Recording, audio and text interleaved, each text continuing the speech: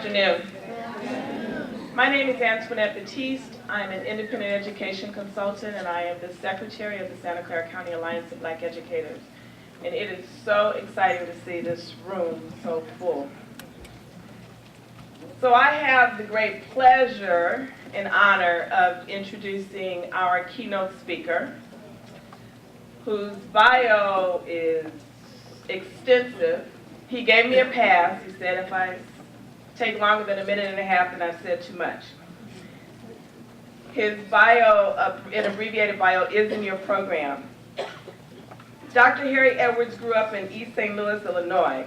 After an outstanding athletic career at East St. Louis High, he graduated in 1960 and was awarded an athletic scholarship to San Jose State University. He petitioned the university to major in sociology, noting that he was the only African-American student and athlete in the sociology department. Upon graduating with honors from San Jose State University, Dr. Edwards was approached by the NFL as a prospect for the NFL draft.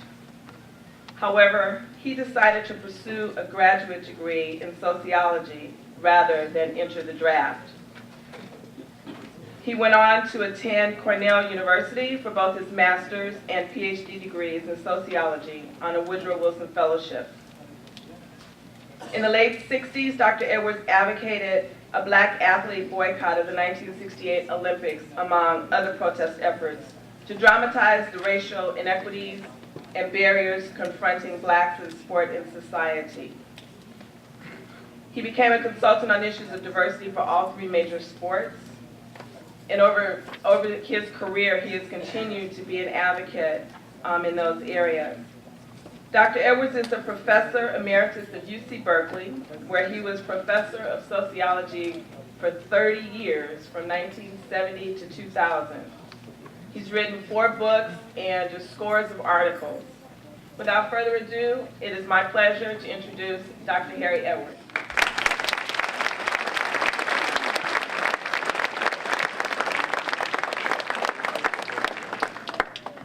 Thank you all very much. You are absolutely beautiful, you young people. You're everything that I ever dreamed about as an activist, everything that I had hoped for. You represent every single thing that I believe. I want to say a couple of things. When I was coming in, one of the young men asked me as I was coming up the driveway out here, said, "Is that a Super Bowl ring?" I said, "Yeah." He said, "You play?" I said, "No." He said, "Well, what you doing with a Super Bowl ring?" In point of fact, I have 4 Super Bowl rings with the San Francisco 49ers and a championship ring with University of Florida, a school where I could not have even enrolled when I came out in 1960 because it was totally segregated. But what's important is not that I have the rings, but the way that I got them. You see, the San Francisco 49ers, over the 5 Super Bowls that they won, they averaged giving out 115 rings. Only an average of 50 of those went to players. All the rest of them went to somebody else, orthopedic surgeons, lawyers, business managers, computer experts, communications experts, trainers, dentists. The same with the University of Florida. They gave out over 40 rings, but only 15 of them went to players. All the rest of them went to somebody else. So I've seen so many people who wanted to be football players, they found out they couldn't make it, so they just threw in the towel. They just gave up. So what I'm telling you is that I don't care if you couldn't run out of sight if they gave you all day. If you couldn't hit your plate with your fart, much less the 3-point from the outside circle, you can still get a Super Bowl ring, go to school. You can still get a championship ring, go to school, get an education, become an orthopedic surgeon, become a lawyer, become a doctor, become an IT specialist. And don't tell anybody old Edwards told you, but become a social psychologist. You'd be surprised at how many head problems they have in professional sports, and all of them aren't in the locker room. The second thing I want to address before I talk directly to young people is that anytime anybody brings up that post-racial stuff, they playing with you. They're clowning you. They're trying to manipulate your head. The challenges of achieving what America professes to be are dynamic, to say they're always evolving and changing, and they're diverse. They're all over the place. You don't find an arena where it doesn't apply.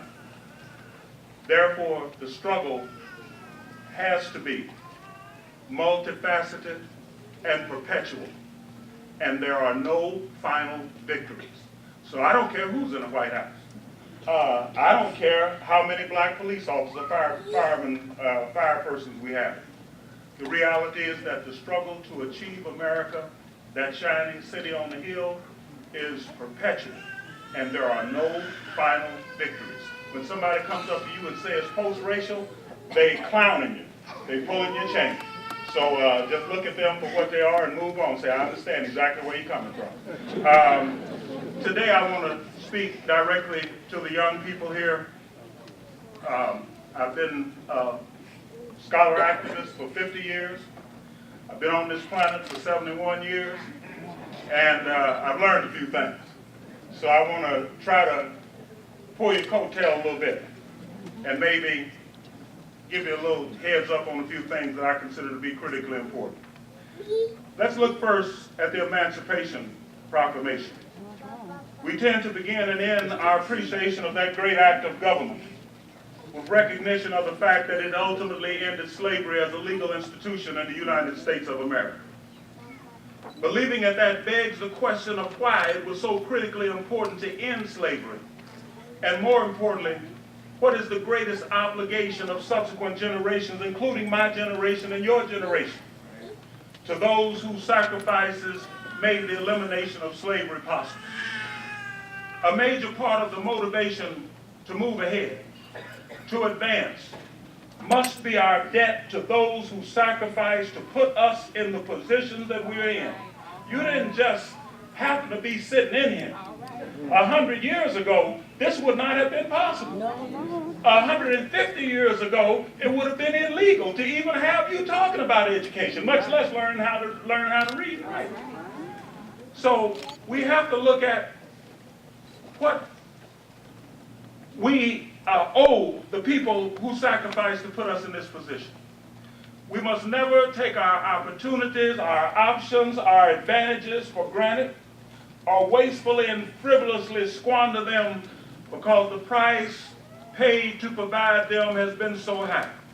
From the Emancipation Proclamation to the Civil Rights Movement to the struggle for economic justice today, the price in blood, sweat, and tears has been incalculable.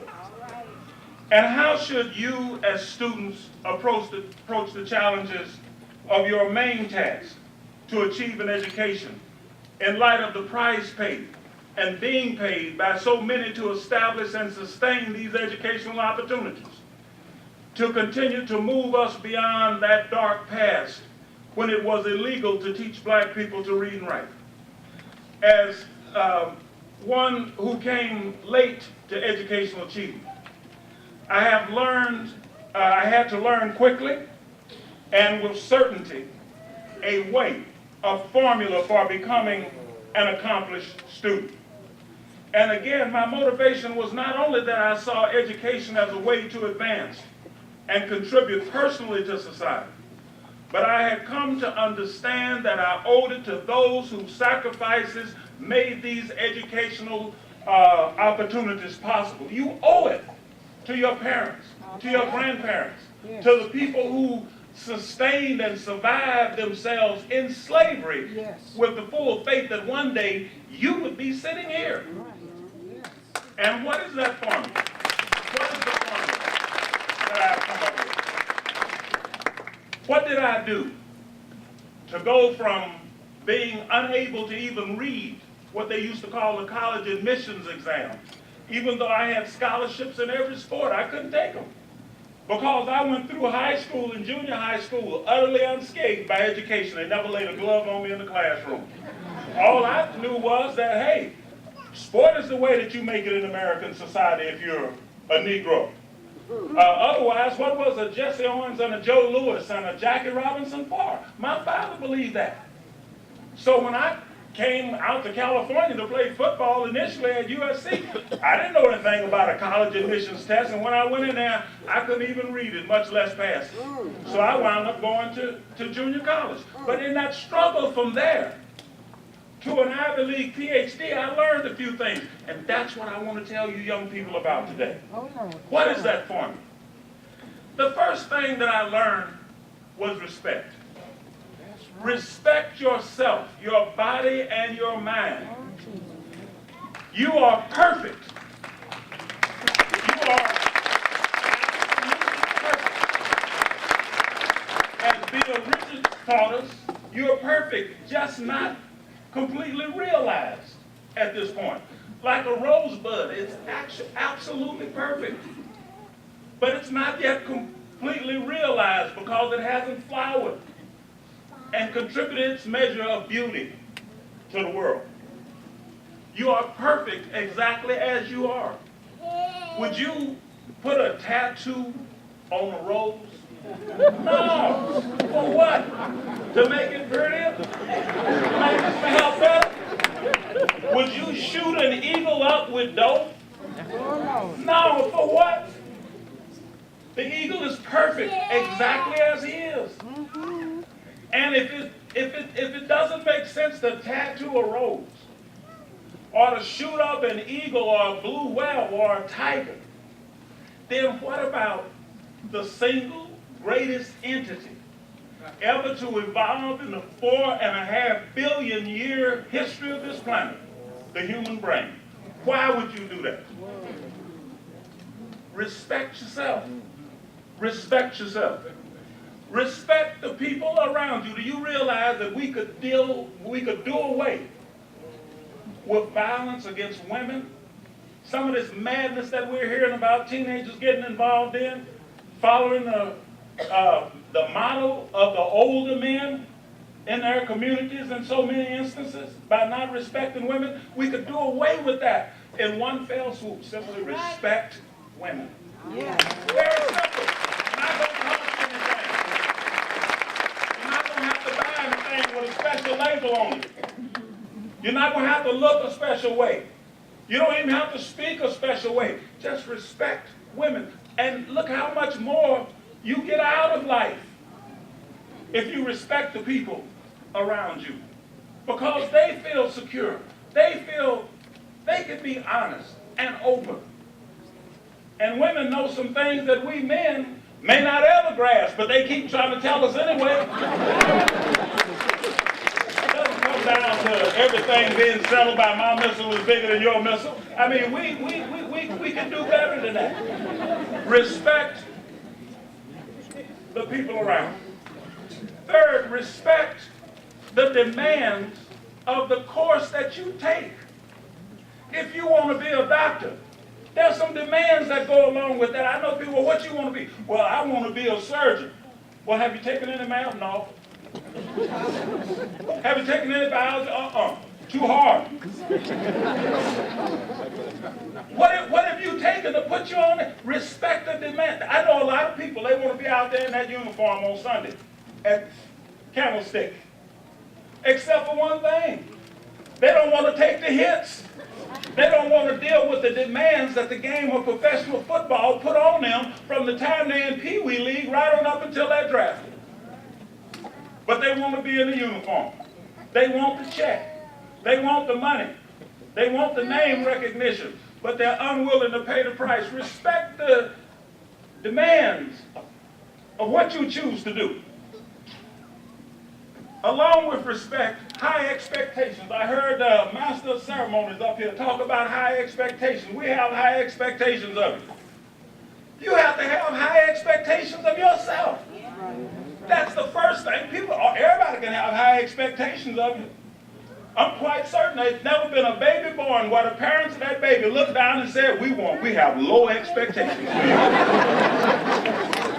It don't happen like that. What's important is what kind of expectations do you young people have of yourselves? Set the bar high. Even if you fall short, you still rise. There's something about having high expectations where even if you don't achieve those expectations, Those expectations may not save you, but they make you worth saving. You are a better human being for setting high expectations for yourself. Potential and capacity grow and expand as they are realized. The more you realize your potential, the greater the potential you have. It's one of the things that grows as you use it. As you use up your potential, guess what? You get more potential. You can do more things. You never saw anybody really pursue and achieve their potential and all of a sudden they can do less. It doesn't work like that. So high expectations become critical of yourself. Third, begin to behave as if. What do I mean by this? Long before I became a good student, I began to behave as if I were a good student. I asked myself every day, in every instance, what would a good student be doing right now? Not on the other side of the weekend, not when I sober up, not when I feel like it, not when I get into a class that I like. What would a good student be doing right now? That's what got me a Woodrow Wilson Fellowship to Cornell University. A good student would study, be more than just that prepared for class, be more than just prepared to ask questions. A good student would know what the optional answers are to those questions because they work just that hard.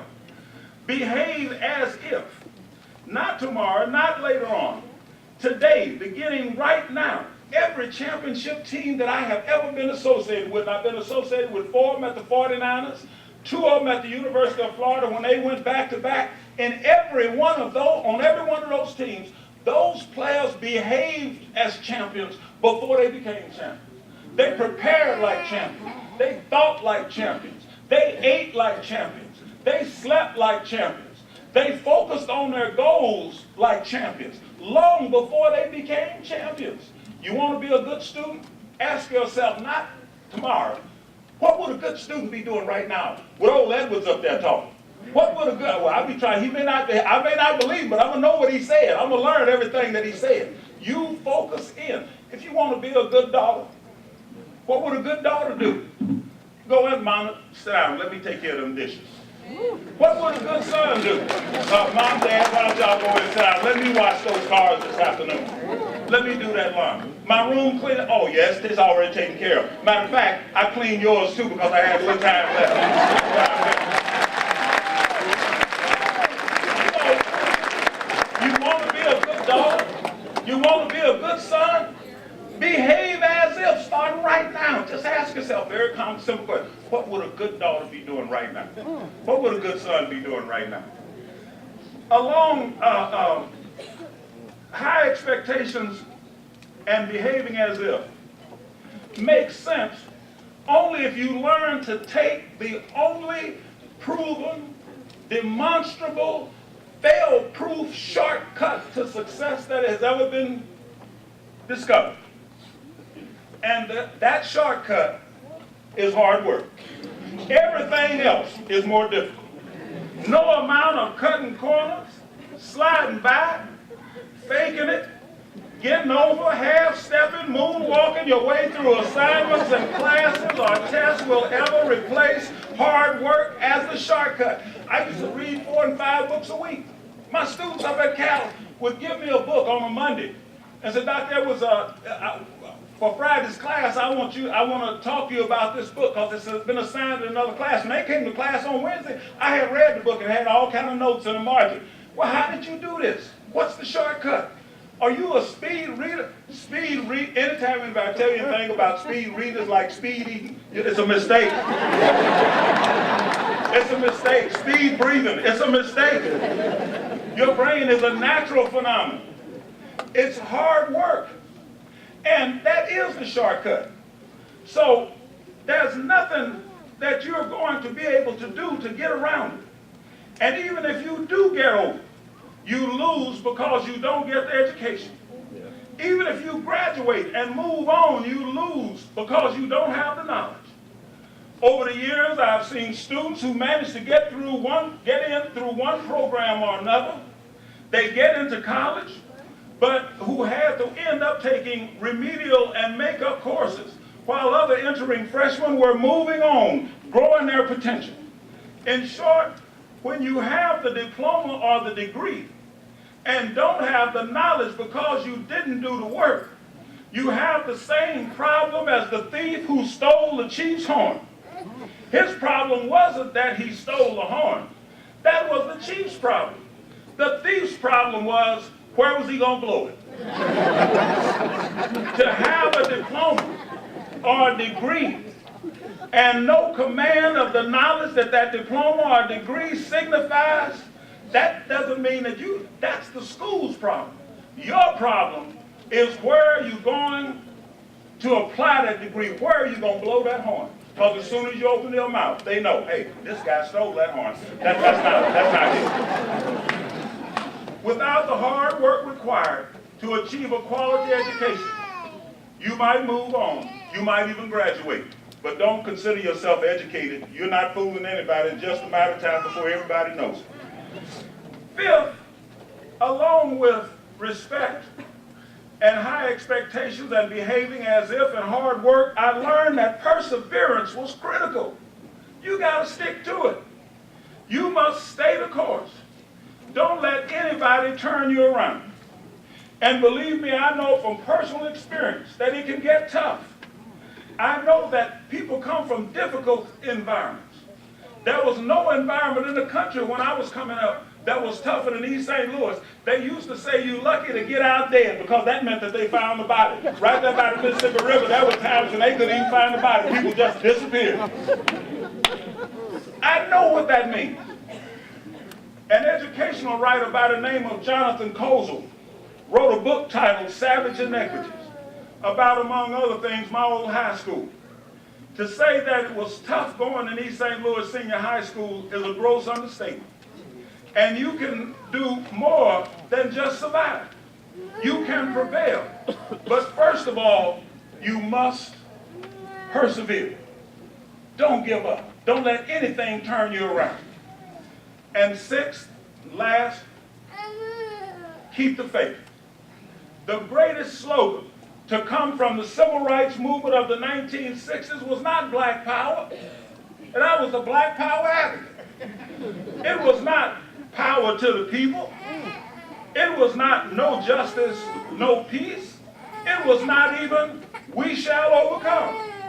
The greatest slogan coming from the civil rights movement of the 1960s and Dr. King and Malcolm X and Huey Newton and all of the rest of them was keep the faith. Because when we lose the faith, all is lost before we even get out of bed. As an old African-American gospel song says, faith got me up this morning, and faith carries me through the day. Now, I'm going to tell you, old folks know this. These are not just hollow words. All of us get up and get dressed every day, and we know that one day we're going to get up and tie our shoes on, and the coroner going to take them off of us. But because we have faith, we say, but not today. And so we continue. We make plans. We put stuff off. We procrastinate. No, I'm not going to do it. I'll do it next month. Or I'll wait until next summer to do that. That's an act of sheer and utter faith.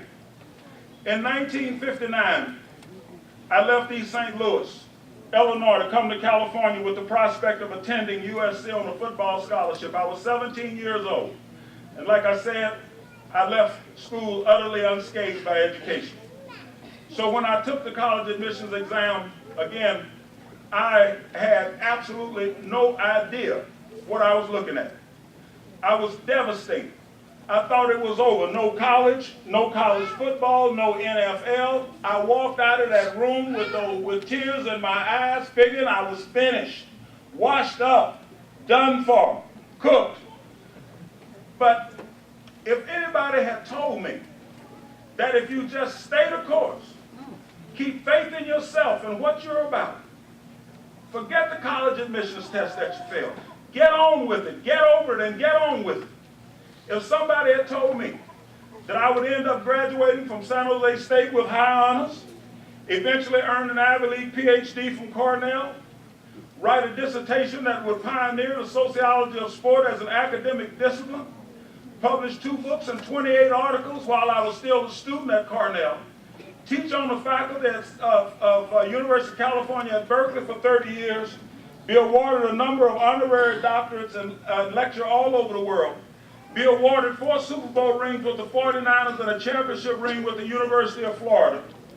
And on top of that, that I would end up going to San Jose State, where I would meet my wife, who I never would have met if I'd gone to SC, who would give me 3 wonderful and talented children, a lawyer, a doctor, and a computer IT specialist, all of whom are much smarter than I am. I would have said at that point, as I walked out of that college admission test room, anybody who told me that, I'd have said, you are absolutely insane. But if they had told me, keep the faith, stay the course, persevere, respect yourself, have high expectations for yourself, indulge hard work, and learn to behave as if, and everything will turn out fine. That is what Dr. King meant when he dreamed of a world where we would be judged not by the color of our skin, but by the content of our character. And I want to add to that the caliber of our competence, because you've got to learn and be able to do something.